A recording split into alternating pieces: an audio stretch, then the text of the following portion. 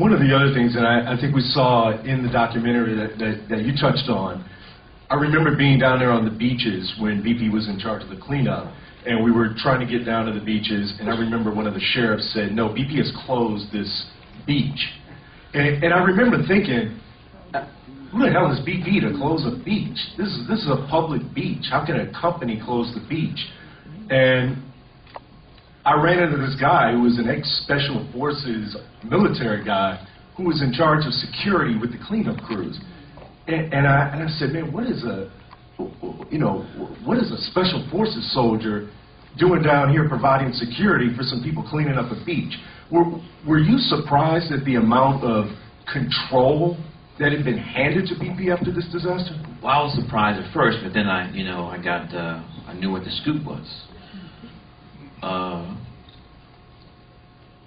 As I forgot who said it, the oil and gas industries, they make more money than any other company on this planet. And they pay off people. They pay off governments. They pay off politicians. And BP was running things. They were telling, I mean, even though Lisa Jackson tried to get around the question, the fact was, when she sent the letter to BP saying you have to stop using Corexit, they literally said, hell no, fuck you, we're going to use it. They were telling EP what to do. EP was telling FAA who could fly over the oil spill.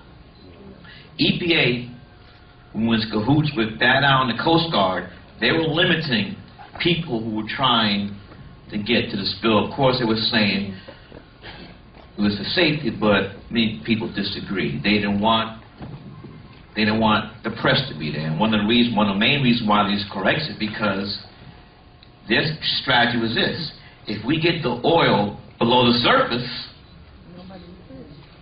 can't see it.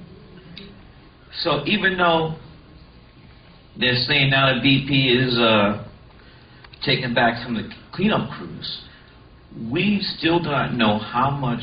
I mean, there's millions and millions of gallons of stuff that's below the surface, and we do not know what impact it's going to have. And as I'm sorry with the name, somebody else said, Exxon Valdez, that's over 20 years ago, and they're dealing with the repercussions of this. And that was over 20 years ago. And this is 5, 10, 15 times worse than that. So you have to be,